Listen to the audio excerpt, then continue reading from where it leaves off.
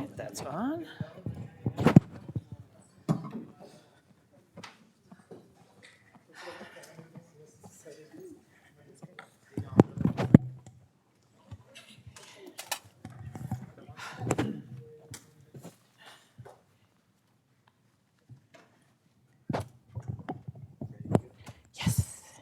All right, good afternoon, everyone. So we're very happy to continue with Alejandra Castro telling us about topics in AdS 3 CFT 2. Alejandra. Okay. I can do this. Lunch again. And it will be recorded for prosperity that I have problems with giving lectures after lunch. Okay, so today, lecture number 2. So what's going to be happening, now I have a better picture given how fast I advanced last time, is that, so this lecture today is also going to be in the realm of AdS 3. So we'll still be talking just about gravity, and then the last 2 lectures will be on the CFT side. Okay, so we'll be very democratic, half AdS, half CFT, okay? Now, I'm pretty sure I am going to run out of time, and I will try to go, I'll show less details during this lecture so that I can get to say something interesting, and then you guys will be like,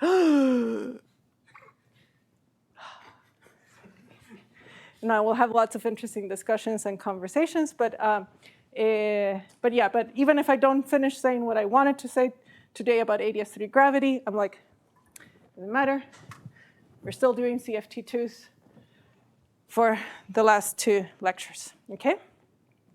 So the other thing is that now on the Google Drive, I added a file where I'm adding the references that I'm using for every lecture. So right now, there's the references for the first lecture. So then after today, I'll give the references for this second lecture and so forth. So you can know basically what are the papers that these lecture notes are being based on. Okay? Very good. So what are we going to do today? Today, we're going to talk basically, so it's still on AdS 3 gravity.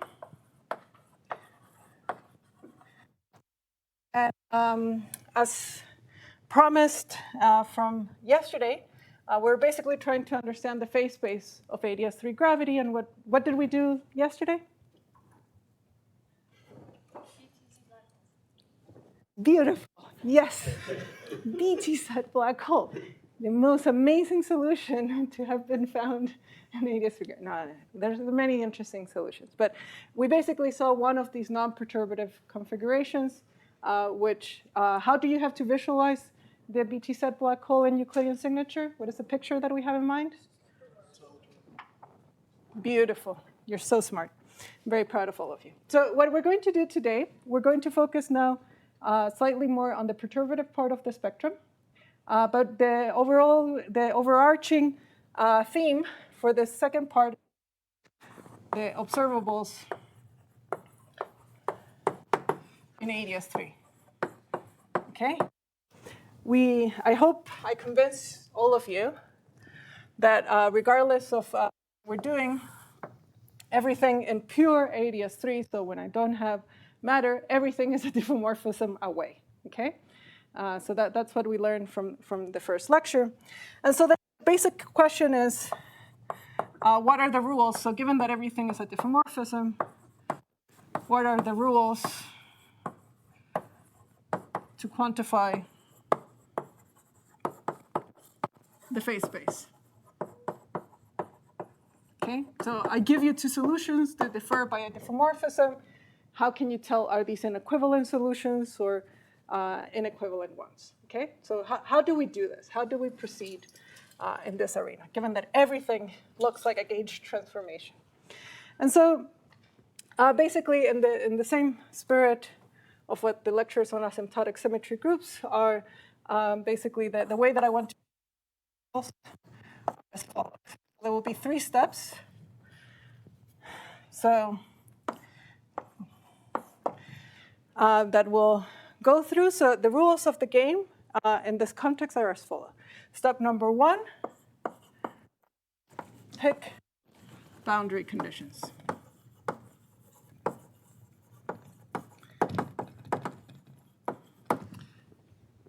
Step number 2, determine which diffuse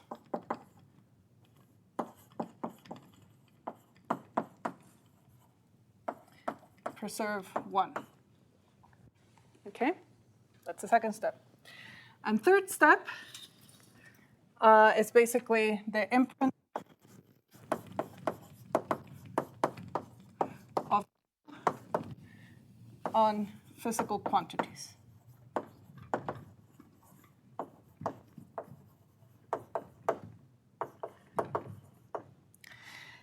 And I guess the name of the game for today, so we'll go through 1, 2, and 3, is basically what are these physical quantities that we're going to see, what the imprint is. So this is a long, this can take me like just a whole other like 10 lectures trying to quantify what are good observables in quantum gravity. But basically, in a nutshell, for what I want to do today, so just the continuation of 3, is that there's roughly speaking, there's many, many ways, but for what I want to do in terms of quantifying the phase space, there's roughly like 2 alternatives.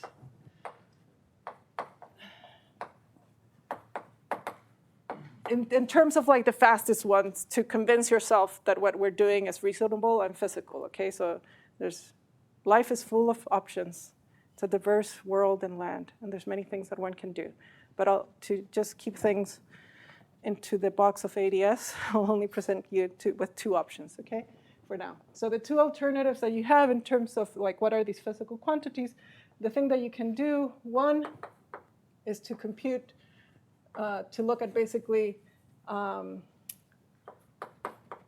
what I call either Ayerwald or Barnett-Brandt charges. So basically, this is a different way of saying compute the asymptotic symmetry group.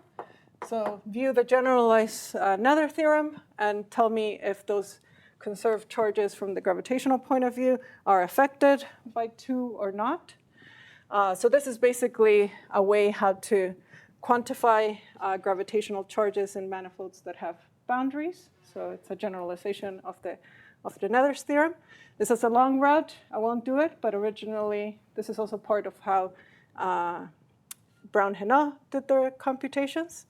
And even within here, there's like, I listed 2 methods how you can do it. There's many more methods how you can compute this asymptotic symmetry group. But the second route, which is a little bit faster and will work more conveniently for what I want to do, is that we're going to basically define the boundary stress tensor, which is also more along the lines of AdS CFT. And in particular here, we're going to look at the effects on the on-shell action.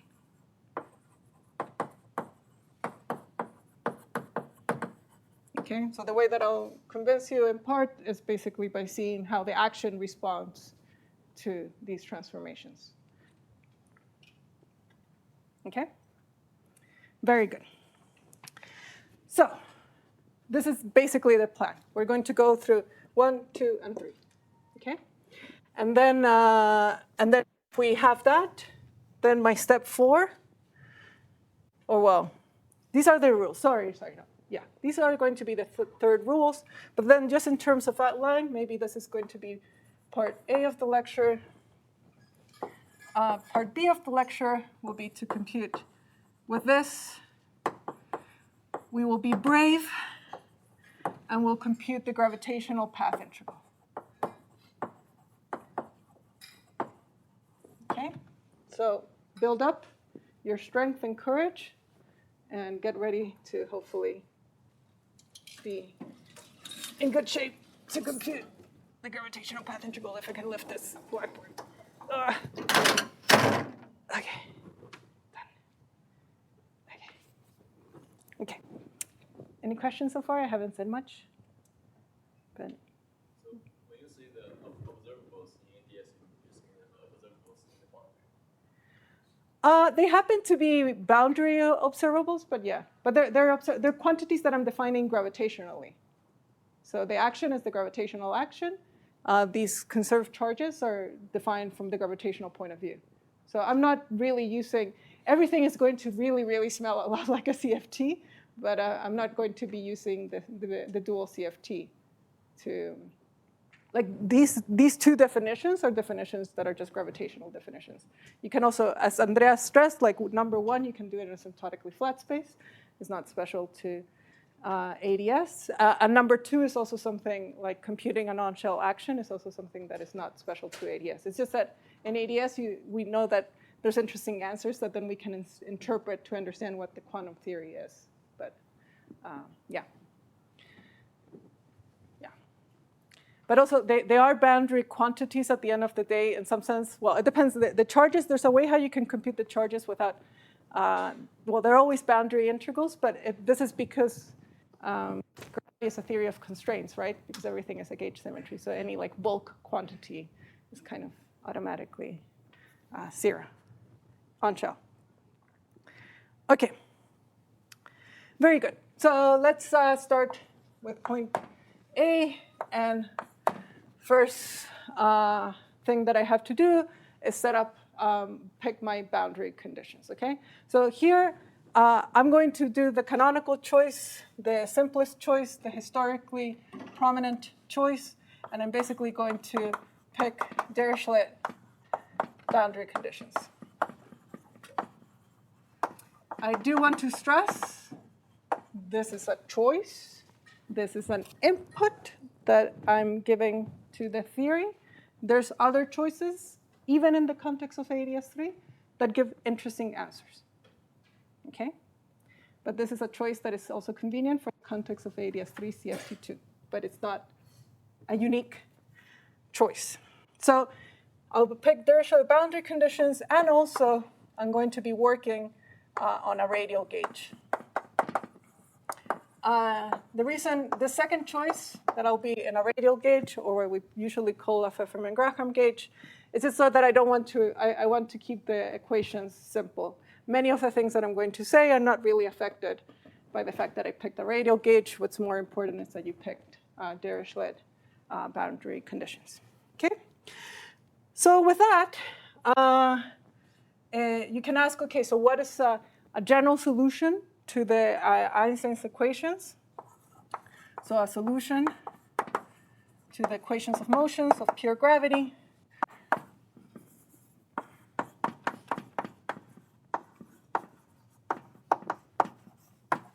with this input 1 is basically what we call the Bañados geometries.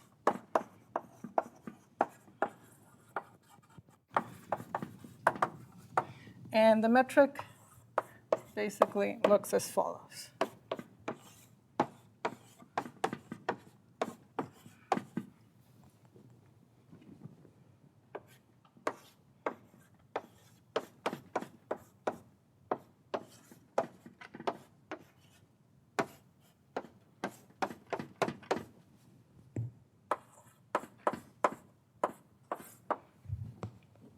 And then times, and then let me write this.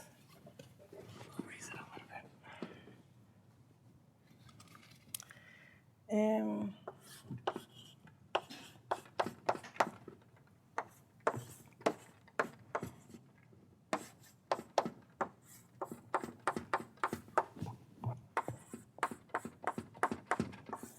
AX plus, okay?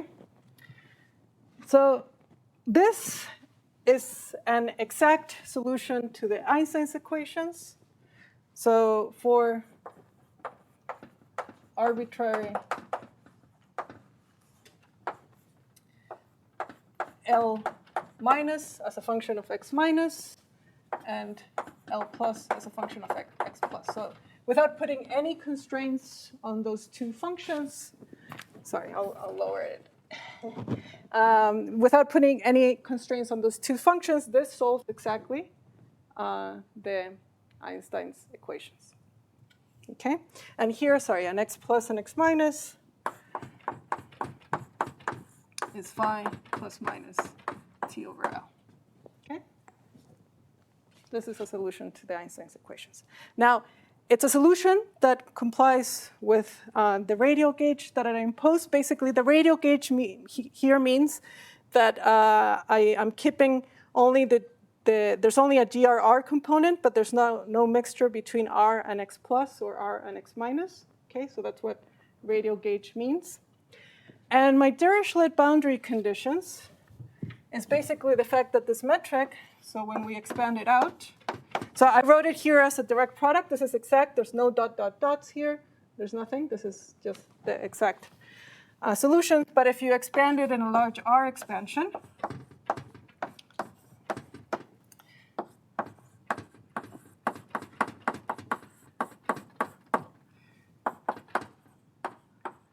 this metric has this form.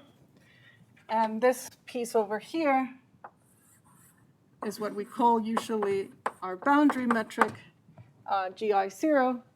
And this is where I'm going to impose my boundary conditions, is that this, so Dirichlet boundary conditions means that I'll keep this fixed. I don't want to change that boundary metric, okay? And I also don't want to change this part here. So asymptotically, all the spaces have to look of that form.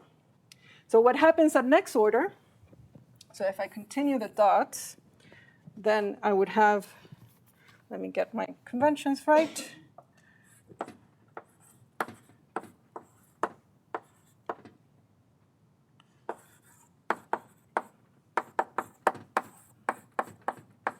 So at next order, you will have a term. Sorry, there's no, yeah.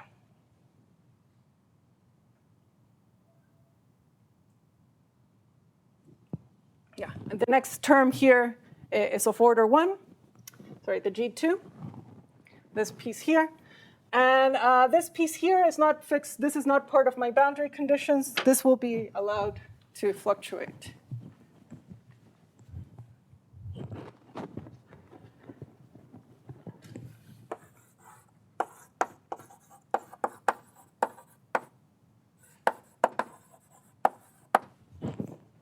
Okay, so it's basically, if you look in the expansion, then the fluctuations will be looked as basically these arbitrary functions of L plus and L minus.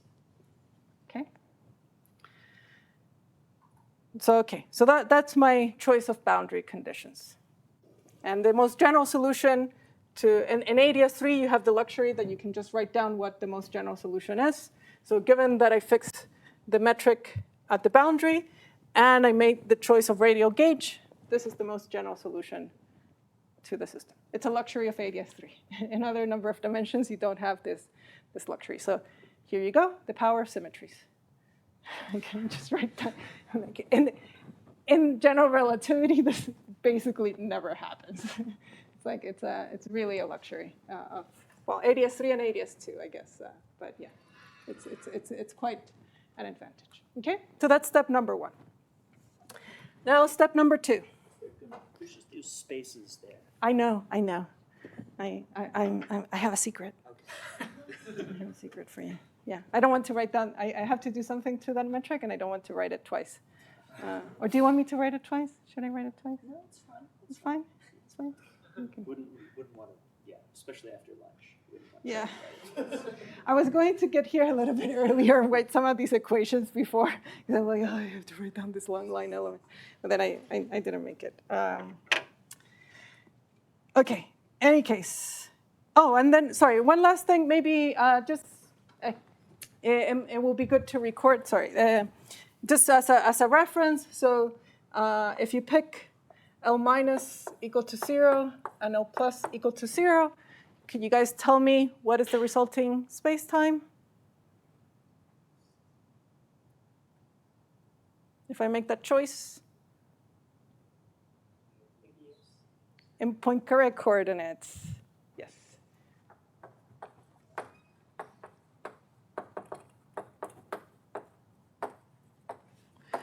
And then if I pick them to be -1/4,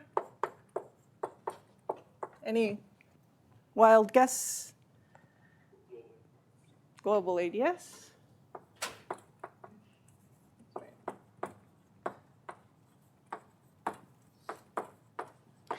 And then if you wanted to write down the BT set,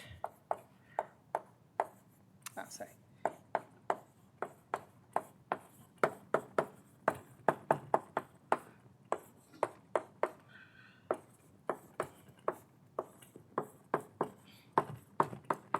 These are the values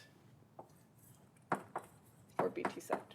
You also have to see that you have the horizon and the structure that you had before. You have to do a radial diffeomorphism, but basically, these are the values of here. I will put in the references, basically. You can see exactly how to make it look as I wrote it before by just doing a trivial diffeomorphism. So that will not be considered a large diffeomorphism, so that it makes it more manifest. Okay? Very good. So now we're ready for point number 2.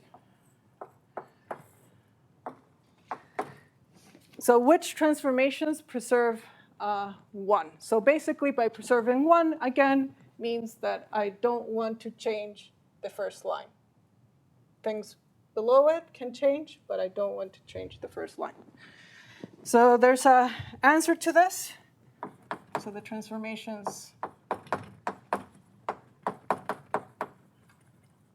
that preserve 1 are the following. So you can write them infinitesimally, basically. So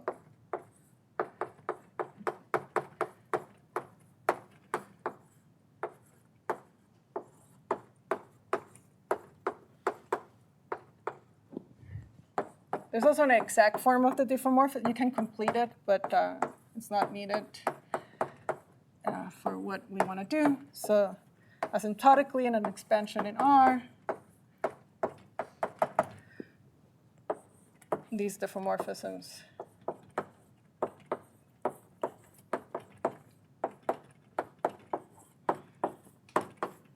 are of this form, where these two functions, zeta plus and zeta minus, these are arbitrary functions of their arguments. And the way that they act on the geometry, and so this is where I didn't want to erase this line. So the way that they act on the geometry here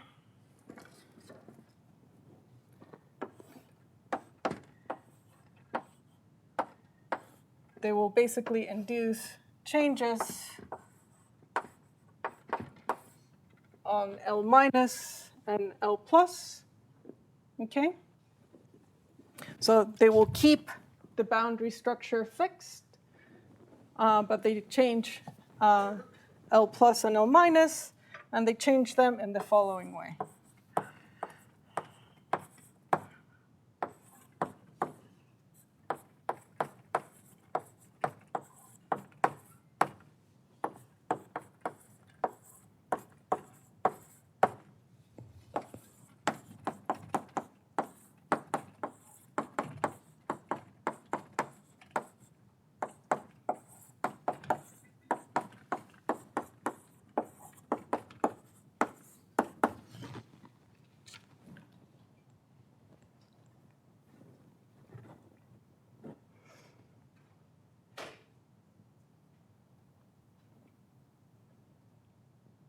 Does that look familiar?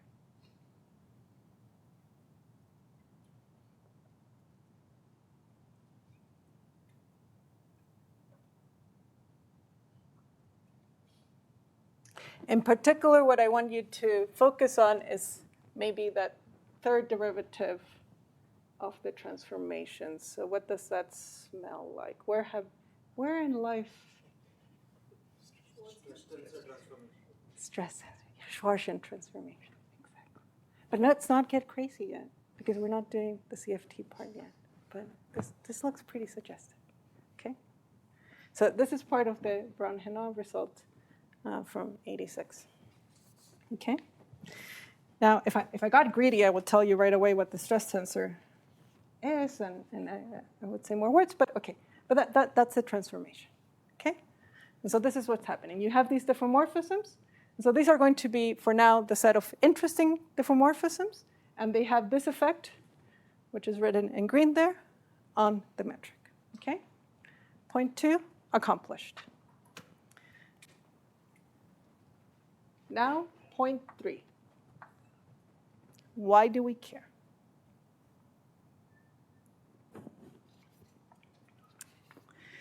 So part of the reason why we care is because this has an imprint on observable. So what we're going to do as point 3 is evaluate, or let's be more constructive. We're going to construct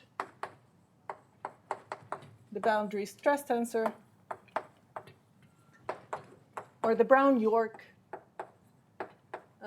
stress tensor,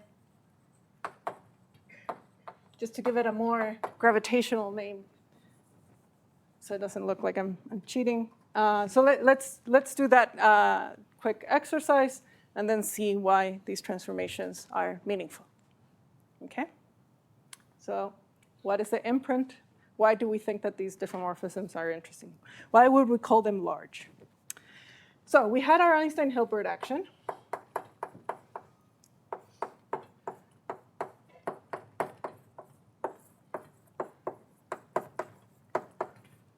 Defined beautifully as this. And when I wrote this, no one complained. All of you were quietly very happy and nodded, and I kept on talking, and so then I didn't say anything. I moved on. The same thing with the R minus being imaginary. We just moved on, right? But there's something missing here. What did I hide from you? Why do we care about, so the answer I was given was boundary terms. Why do we care about boundary terms? To make the variational principle well defined. I'm paraphrasing the answers from the students here. These are not my words, they're their words. So, exactly. So we want a good variational principle. We want the action to have an extremum. Therefore, this should be complemented by boundary terms. They don't affect equations of motions, as we've all learned from the first time we encounter Lagrangians and so forth. But there's two boundary terms that I have to add. So do you guys know what they are?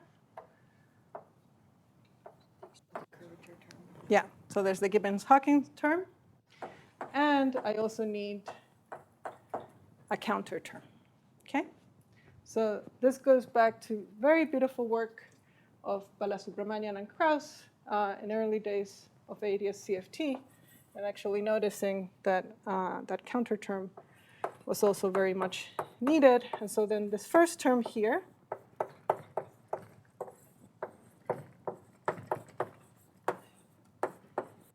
is a trace of the extrinsic curvature whose role in life, from the variational point of view, is to fix Dirichlet boundary conditions. So that's great. That's why I'm writing it, because I already have in mind that we're imposing Dirichlet boundary conditions. And so this is the term that you need if you want to hold the metric fixed.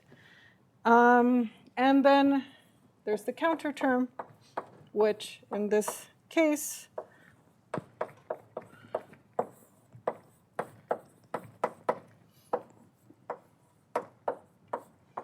is very simple. It's the cosmological constant, basically, at the boundary, okay? And so this will keep things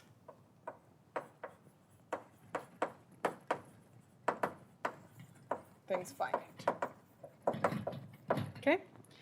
Now, with this, then you can say, okay, so with this action now, you can be brave enough and define the stress tensor. So the stress tensor in this context is defined in the usual way. So it's basically 2 over the square root of gamma of the variation of the action with respect to the metric. Of course, here I'm writing the variation with respect to, so gamma here in this notation is the induced metric at fixed R. And this is because of the fact that everything is a constraint. You don't get bulk contributions. If you're on shell, the bulk part of the equations are 0 because you're solving the Einstein's equations. So there's no bulk stress tensor. It's G mu nu, the big G mu nu, the Einstein tensor equal to 0. Okay, so that's why there's only boundary contributions to the stress tensor. So this is it. And so now that I have a variational principle that complies with my requirements, we can write down this answer for this specific action. And it's basically, so in 2 steps, I'm not going to, it's a great exercise to derive this. I encourage you to do it. I am not going to do it in real time, but basically for an arbitrary induced metric, this will be the answer for the boundary stress tensor. So you have here the extrinsic curvature, the trace times the induced metric, and then the induced metric. And then if I write it in the language of that G0 and G2 that I had there, is basically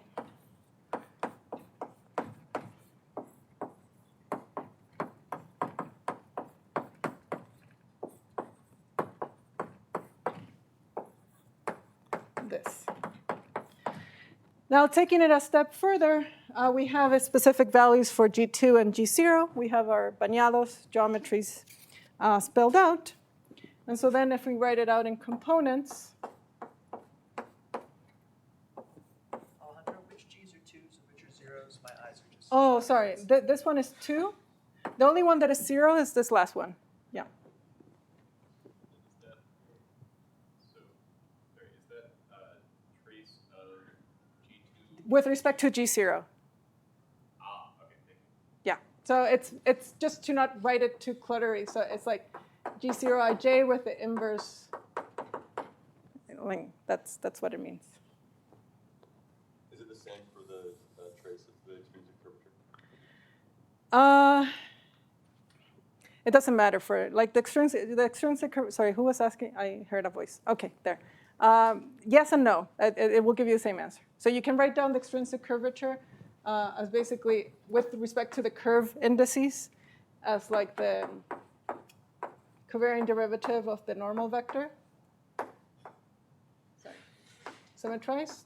And you can take the trace with respect to this, or you can also, it will give you the same thing. So you can also view it as something just induced like in the boundary, and then it doesn't matter. So if you want from the point of view of here is with respect to the induced metric, but there's no, the whole point of the extrinsic curvature is that it's not going to give you something in the R direction, so it won't make a difference. But yeah. If you pick, of course, if the normal vector was, you actually picked the normal vector normal to the radial, yeah, and pointing in the radial direction.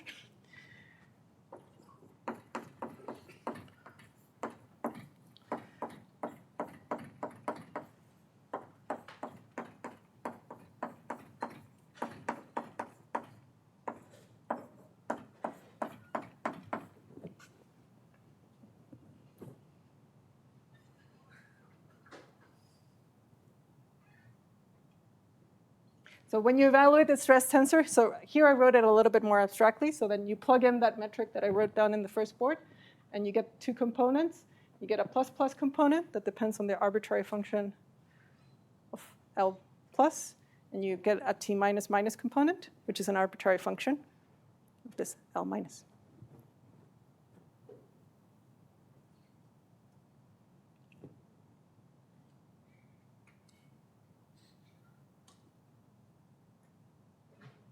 Why am I smiling? I'm just a happy person. I'm just so happy to be in Boulder. So exciting. Thank you. Exactly. So as we saw from these transformations, then what do? You multiply this thing by 1 over 8 pi GL, which is telling you that the stress tensor of gravity is transforming according to those rules. And so you can read off just from, so let me give these equations a little color coding. So from here,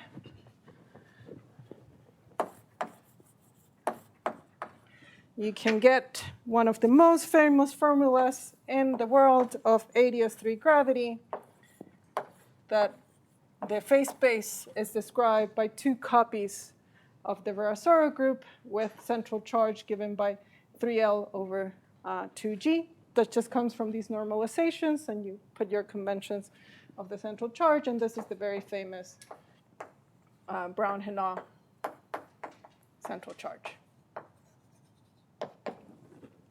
Ta-da! Okay. So what this is telling me, basically, everything, a nice way how to organize the phase space in terms of a Virasoro algebra using this Virasoro symmetry.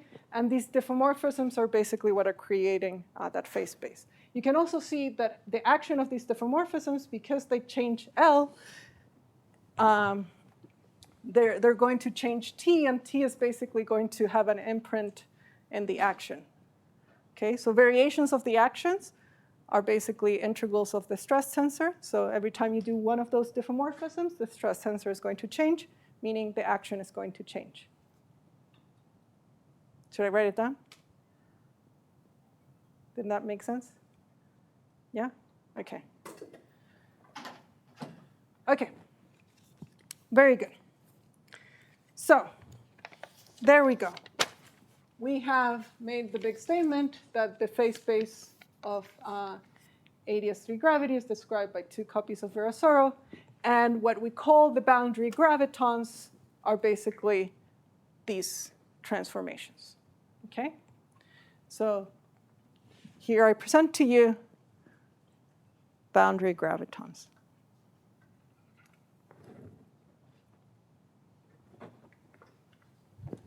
They're called boundary because they have a non-trivial imprint from the point of view of the boundary action. Okay? So they have an action on the boundary of the space. And they're gravitons because they're diffeomorphisms. That's why. Yeah. So the transformations of the metric. Okay.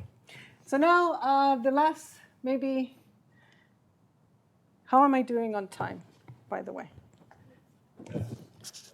Halfway? Okay, so with this, maybe let me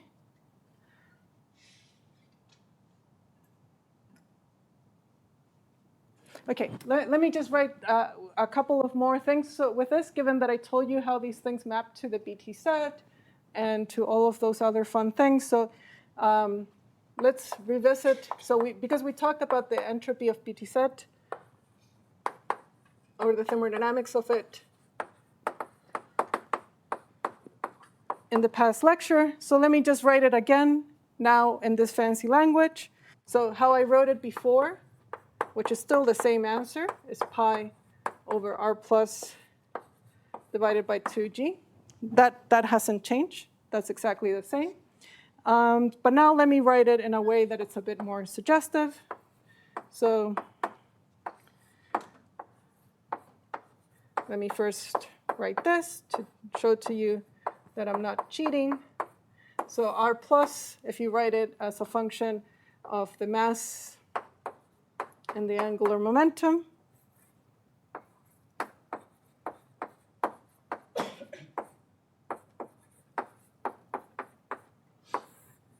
is this. And this you can nicely write, now that we have some more language for this, you can write this as basically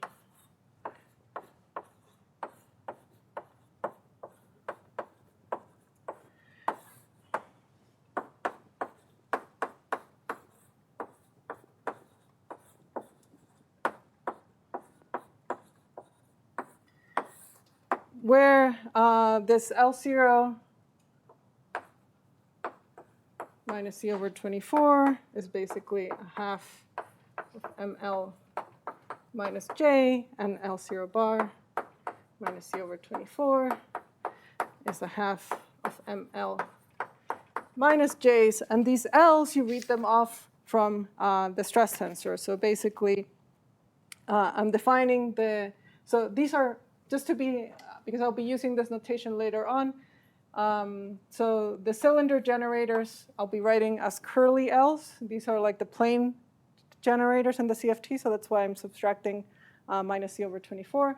But the guys on the cylinder, the LNs, are basically the integral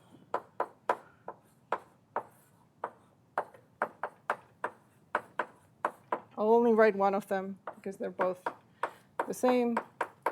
But the Virasoro generators, basically in this language, are this. And then for the L0 on the cylinder is basically, by definition, this L0 minus c over 24. And the same thing for the bar ones. Yeah? Are both of those minus ML minus 10? No, sorry, one is plus. Sorry, the first one is plus. Thank you. Yeah.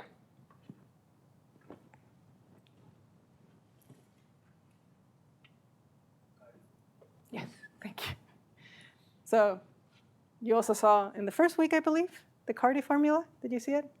I know that in the notes it said something Stroman-Javafa. Yes? Yeah, okay, this. Okay, got it. Yes? The LN has a subscript N. I just can't tell where. Oh, sorry, it's here. It's Thank you. in the modding here. Yeah, it's like the Fourier transform of these functions. That's the stress tensor. Okay, that's a BT set entropy. And then the other thing that may be in relationship to the question that I was asked about the last comment before I move on to the fun part is the action / free energy. So we saw when we were studying the Euclidean BT set that it was related also to thermal AdS3. And the question, for instance, was like, why are these two different solutions? Why would you count them twice? And one way that you can see that they're different solutions, besides the fact that they carry, from this perspective, you would have said they carry different energies.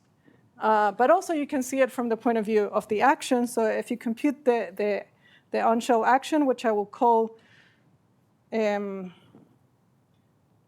guess I'll call it I, just to not abuse the notation with S. But basically, I is SEH on shell. If you do this for thermal AdS,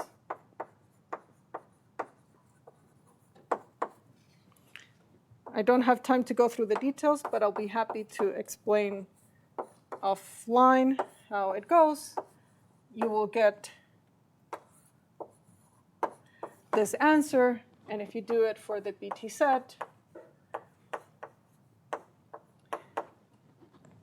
can anyone guess what you would get for the BT set?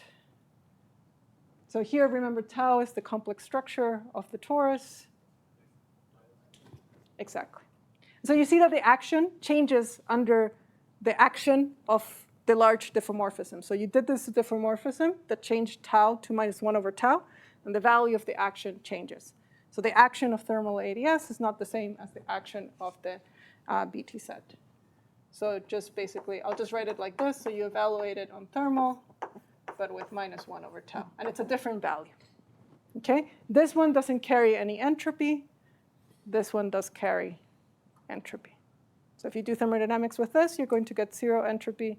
If you do thermodynamics with this, you're going to reproduce that value of the entropy. Okay? Very good. Now, I have time, I guess, to do point B. So I have given to you all of the ingredients, everything that you need to now be brave enough and do an honest-to-God gravitational path integral and feel in crisis mode afterwards. Are we ready for it? Yes? No, we're not yet ready yet. Yes. Am I supposed to know where this formula for the Berkeley Hawking entropy comes from? Like just from. If you're supposed to know where it comes from, Where does it like? I don't see an immediate way to get it from. oh, it doesn't come from the stress tensor. Okay, so there's two. Let me give you two ways. So let's take this perspective. So it would come from here. So from here, you can tell me, you compute the on-shell action, right? And then you would say, okay, this means that I have from the Euclidean point of view, the path integral basically looks like something like e to the minus I. And then you would tell me from this, entropy is defined as 1 minus beta d beta. You can do it with the angular potential, but I'm being lazy. Log set. You do thermodynamics. That's one way. This is basically the Euclidean way, the Gibbons-Hawking way in Euclidean gravity, how to infer the entropy from the free energy of the action.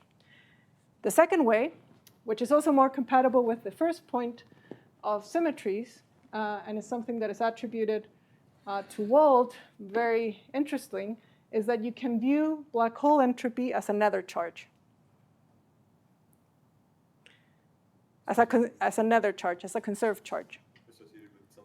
With a killing vector that generates the horizon. So I wrote for you in the previous lecture, zeta, which was dt plus omega h d phi. And then what Wald very beautifully illustrated was how to compute a conserved charge associated to that killing vector. And when you're doing the gravitational computation, so here you have, I'm drawing it in flat space. Is a little bit easier to depict. So sorry, this is just a black hole in flat space where this is the outer horizon, and this is I0. I don't want to, you can also do it, of course, in draw the thing. So then he said, okay, pick the slice of the space-time that connects between the bifurcation horizon and infinity, and compute basically the nether charge of that slice. And you're going to get a contribution from infinity, which will be the mass and the angular momentum. And then you're going to get a contribution from the bifurcation point, which is basically the entropy. And this is compatible with the first law.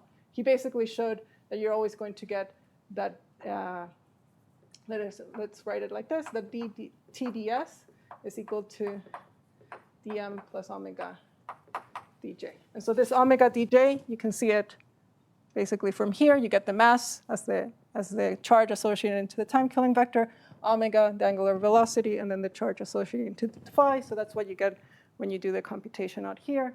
And then from the horizon, you get the area. If you only have Einstein gravity, you get the area. If you have a higher derivative theory, you get the Wald entropy. So those are two different definitions. They give the same answer. Okay.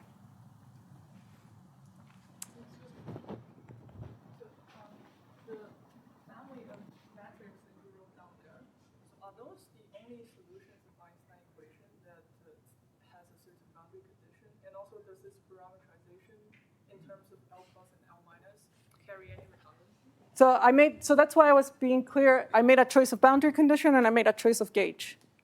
With those two things, yes. Yeah, but if you change the gauge, then there will be more functions. And then you have to determine if those are actually physical or interesting or not. And then there's also different boundary conditions that you can impose. And then there also, so this expression here is highly, highly, highly, highly correlated. It's basically determined by this first line. Okay, you change anything here, it would change things down here. And by the way, I also fixed the boundary metric to be flat. If you want to put some non-trivial boundary metric here, then of course things also change. Okay, so this is fixed by this choice up here. And then it would change your phase space. Step number 2 would also change. If you start twinkling with 1, then you have to revisit 2 and redo 3.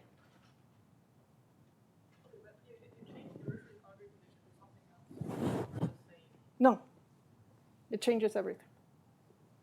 So for instance, there's mixed Neumann-Dirichlet boundary conditions. And if you do a mixture of Neumann and Dirichlet boundary conditions, you do not get 2 copies of the Virasoro algebra. You get 1 copy of the Virasoro algebra and an affine Casamudi algebra. If you let the boundary loose, you can get affine SL2Rs, which is more similar to what you get in Chern-Simons theory.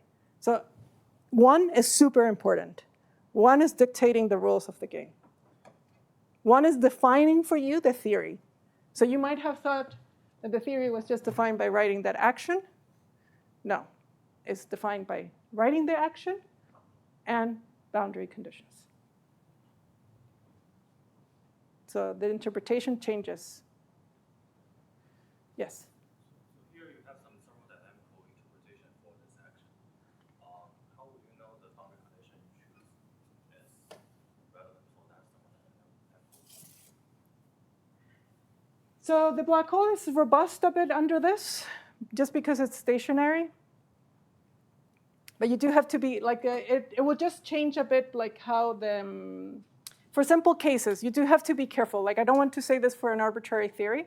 At least for the case of Einstein gravity, it tends, for the boundary conditions that I know of and that I have worked with, this doesn't change, but it might not have been obvious.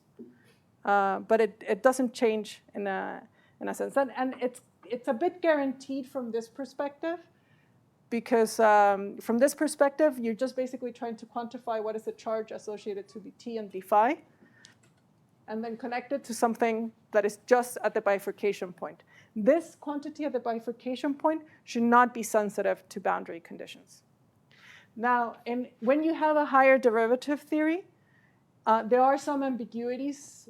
Some methods that are used to extract the entropy here can differ. So there can be some subtleties and some differences. It's not common, but if you press me enough, one can concoct a case where slightly different methods. So for instance, the Barnage-Brandt method gives something different than the Eyerwald method.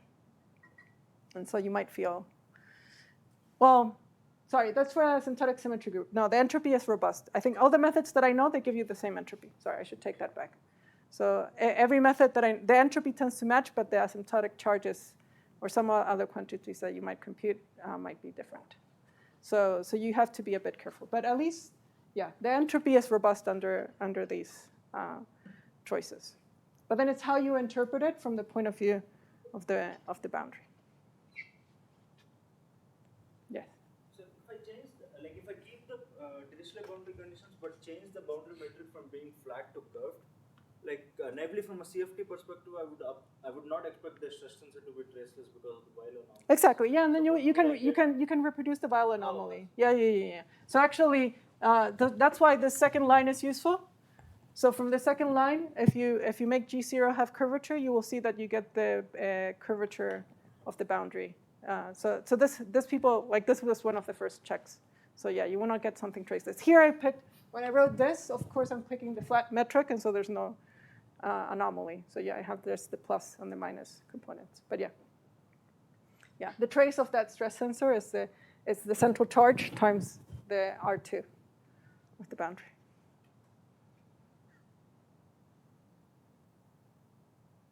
Okay, ready for a gravitational path integral that now I have probably like 20 minutes. 20 minutes. You can do it. You can do this, right? Okay.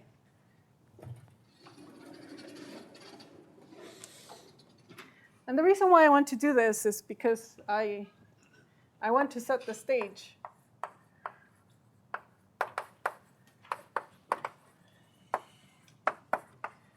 for why am I going to be whining for the next 2 lectures. So what we're going to do, we're going to compute the gravitational path integral of pure AdS3 gravity.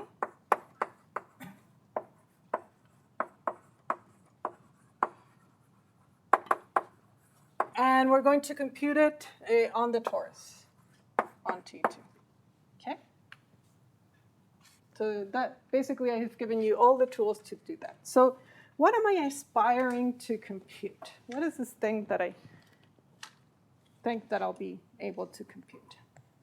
So what does this look like? So I have in mind that I'm basically going to be fixing some complex structure here on the torus. And so I have in mind this ambitious goal of quantifying for you, well, I called it, let's write it like this, and then I'll call it I in a moment. So I want to compute this scary object where I'm going to fix at the boundary that the boundary metric basically is that of a torus. Okay? So how would we proceed with this? So this is one of like the biggest challenges that we have. How do you compute a gravitational path integral? What does it mean to carry out this computation? So some of the expectations that we have is that in some sense, this thing, as we write it, it should be written in some, well, we believe, and this is where you can trust me or not trust me, is that we think that this path integral should include two features. Should include sum over topologies,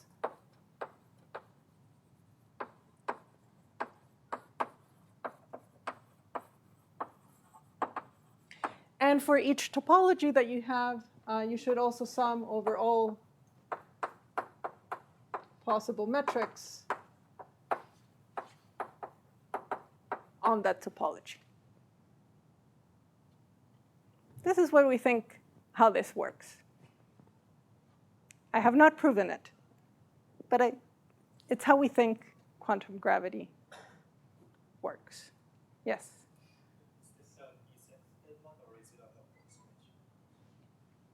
Excellent question. Let's take it as an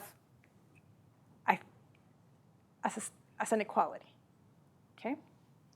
That if you know what quantum gravity is, that I don't have a proof. Again, I'm being, I don't know if this is an exact statement, but let's work with this, okay? At least to be, given that this theory, I could quantify everything that I could out of it, let's work with this. But I could be wrong, okay? Because we're going to get into crisis mode very soon. So you're very welcome to challenge this equation. But okay, but let's say that this is a reasonable equation. And also, what you might expect, given this, is that given that the theory has a classical limit, it could be not super crazy to think that this path integral has a semi-classical saddle point approximation, where basically, well, yeah, let's just write it as G0, where basically, so here I assume that I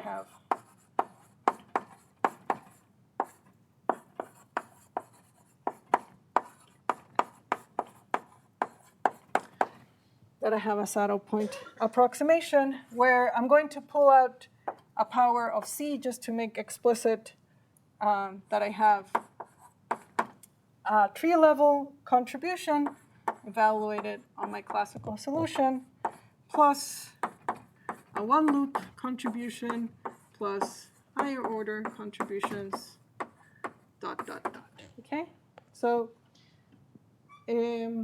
another assumption is that basically that I can have a saddle point approximation to this path integral where these are basically classical solutions. Okay? Good. Again, not proven, but this is what seems like a roughly okay equation to write at this stage. Yes, I had for this expansion, yes, yes. If I'm assuming that C is large, yes, yeah. If because I'm assuming that there is a perturbative expansion here. Okay, so this is, so maybe I should also write this. So this is tree level, 1 loop, 2 loop, and off you go. There was a question there in the back. When you say similar topologies, do you mean similar on geometrical boundary? In this case, because I fixed this, yes. This is a little bit more general. Regardless of this boundary condition, we do think that different topologies should contribute. Is there a reason why there's a nice major on this space of What's that? Is there a nice, like, can you take a sum over this set? For this boundary conditions, I will be able to, we'll do this sum. But OK, of course, if you change for me like your boundary conditions here, what you're going to fix at the boundary of AdS, then you do have to be careful what it is. Like, I'm being super schematic here. Like this is by no means, let's write this as like wishful thinking, that there's a sense in which this is an OK way how to organize it. We think, like, from this point of view, what I want to say is that if you're doing a gravitational path integral, you should not just have, if you fix the boundary conditions, you should see all the topologies that have that boundary condition. We think that that's a good rule. And all the possible metrics, even if you fix the topology, then you should, we think that this symbol means that you sum over all the possible metrics given that boundary conditions.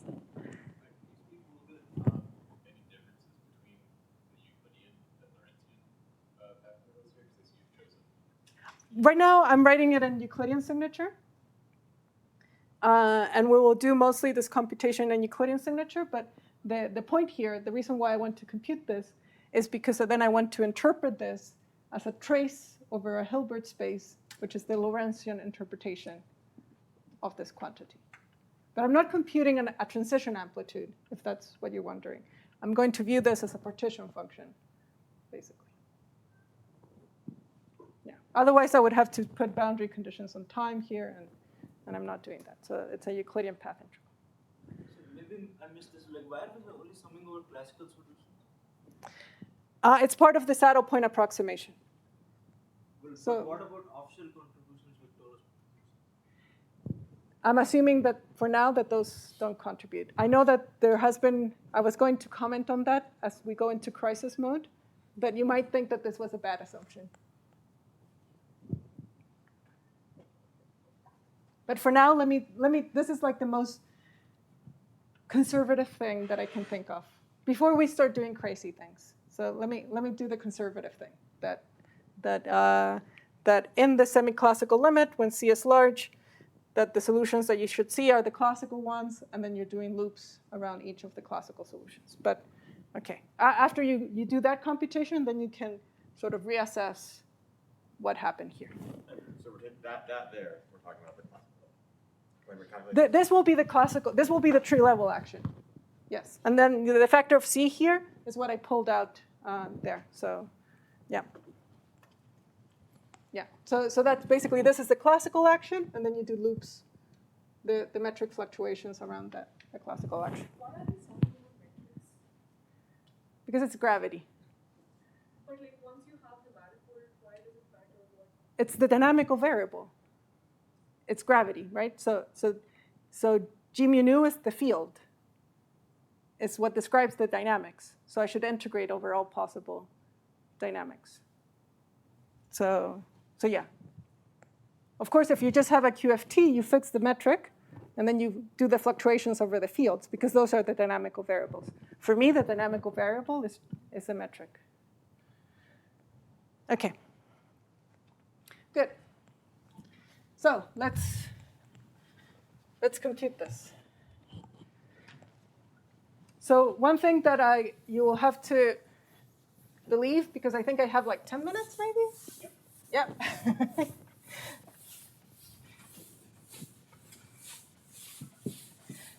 OK, so this will be quick. I know that there will be a lot of questions about this, and you'll be like, why?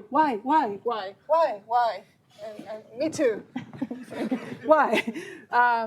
But the first thing that I want you to just take it as a fact, and then you can read the papers where it was shown, is that, so we're going to do that sum basically over saddle points. So for the torus path integral, I'm going to do two things. I want to make the following observation. All smooth geometries are basically the Euclidean BT set, or let me write it as basically, just because it will be my starting point, let me write it as thermal AdS plus the images under SL2C. So what we saw already one. So if you grab basically one complex structure tau, we already know that if we do the S transform of this minus 1 over tau, we get the BT set on this other side. But as it was already hinted to me, this is not the only transformation that you can do.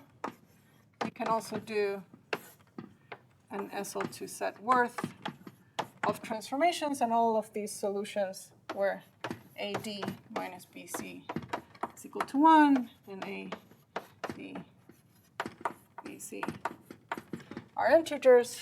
All of these things will basically preserve basically the boundary condition on the torus. Is the same boundary torus, but with a different complex structure. And all smooth configurations are basically those.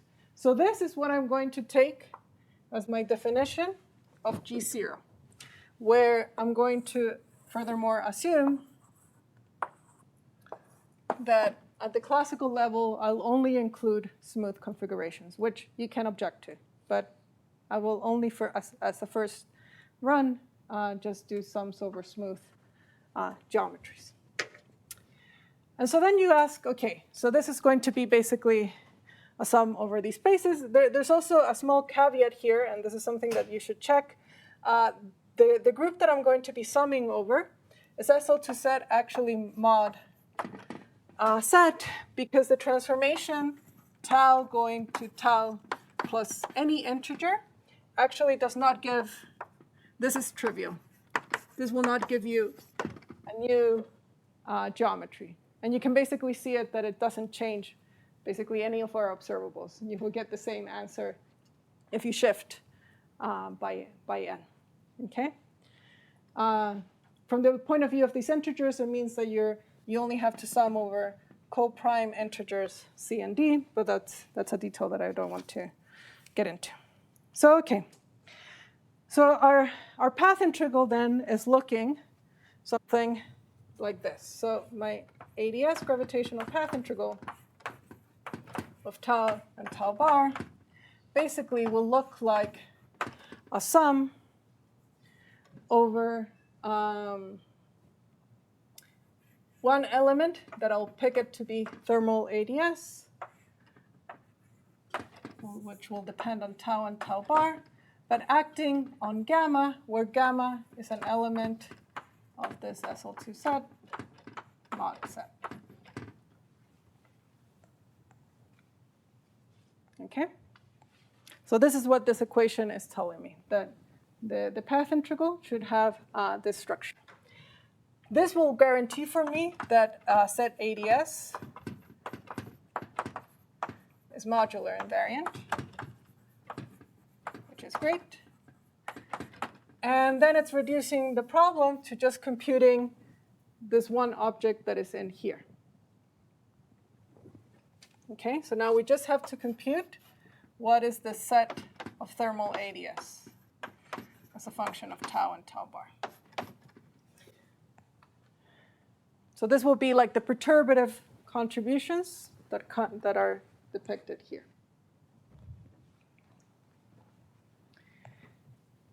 Can we guess what this is?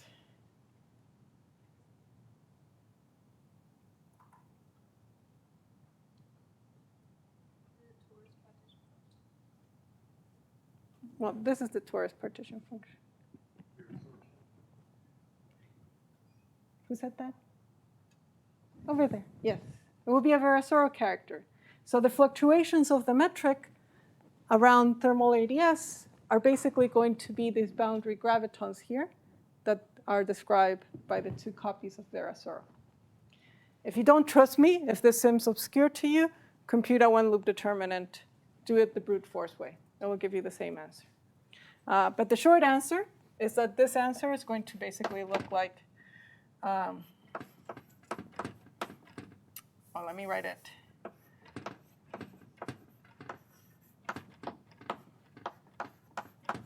So here I'm writing it in a very suggestive CFT point of view.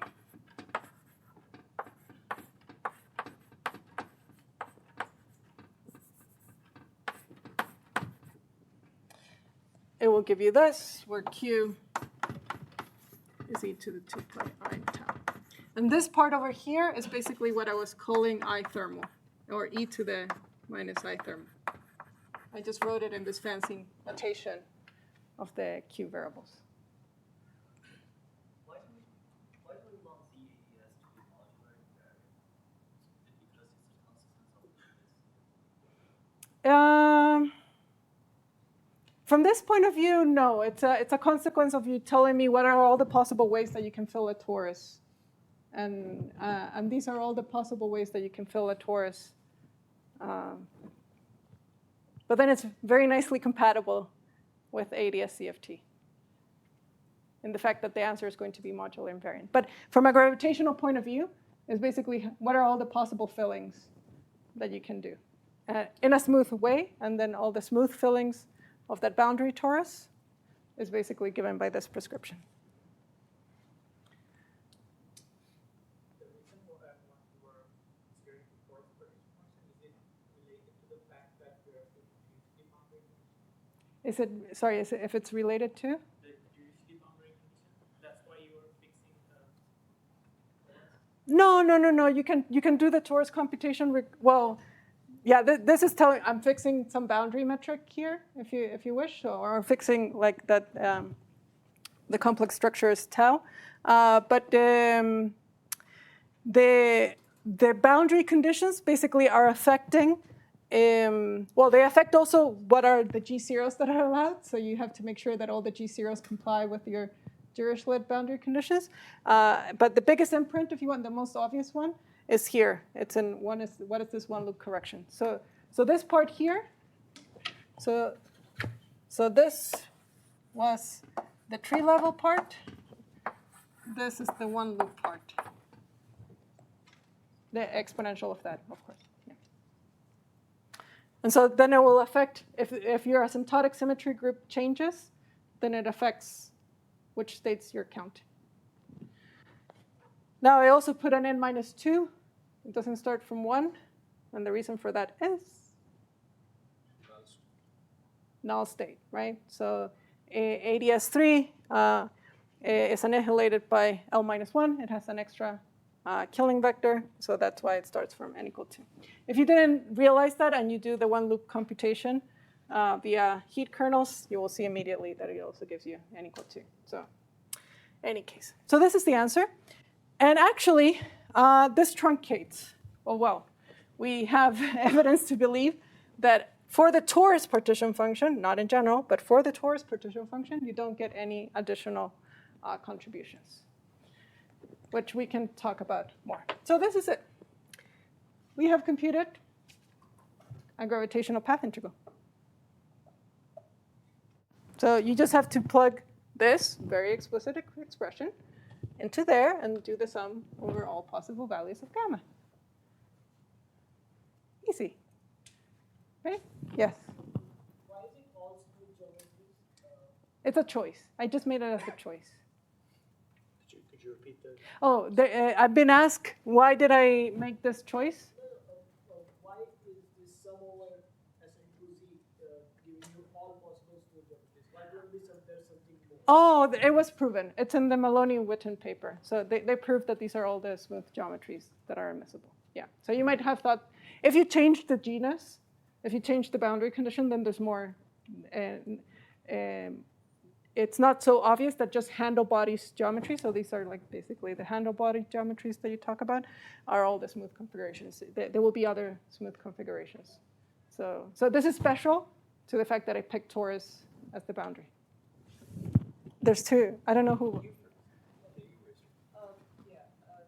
this is a bit far field, but can you recover this result from something like the ADM formalism that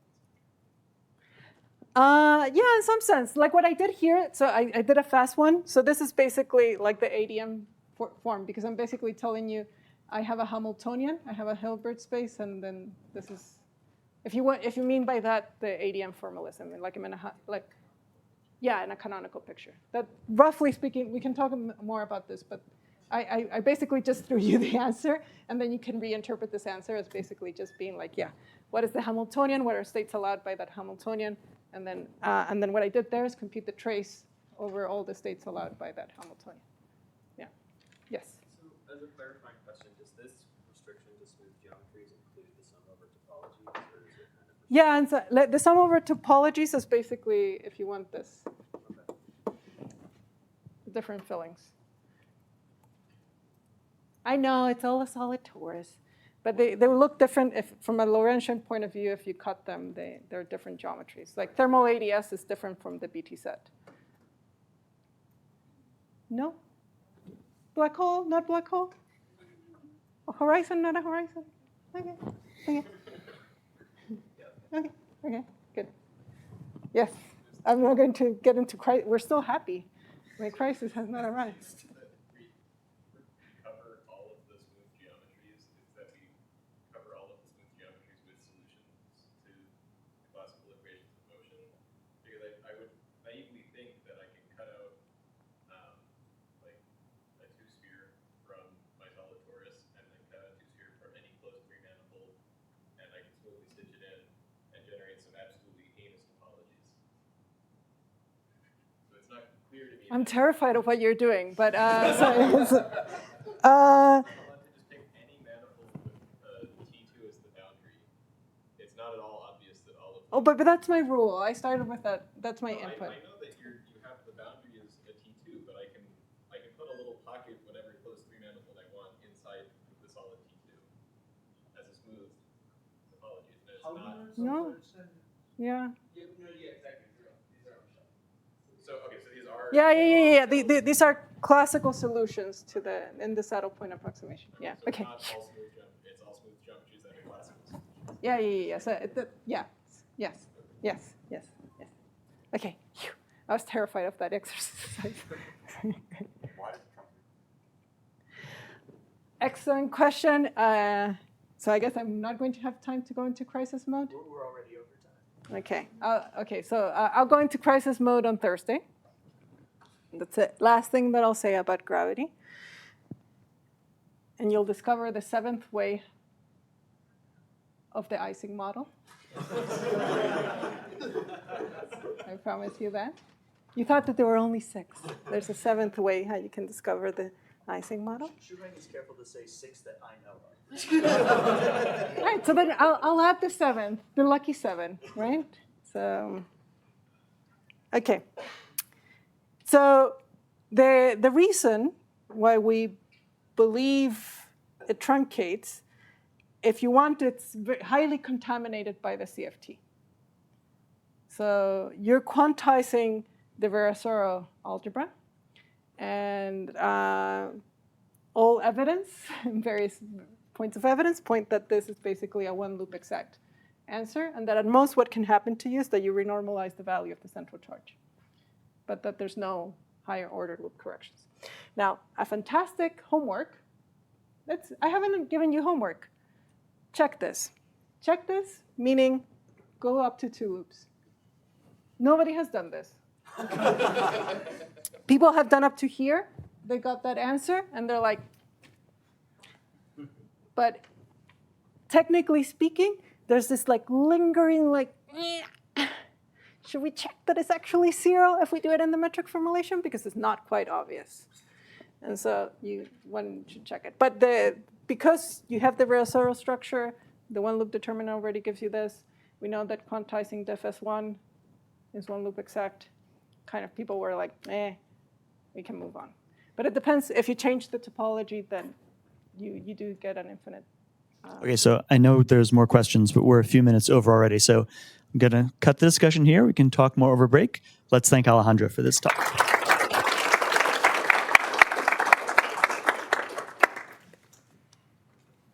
Okay. Why did we get the CFT character as a function? Like, why do you expect that? From the fact that, sorry, let me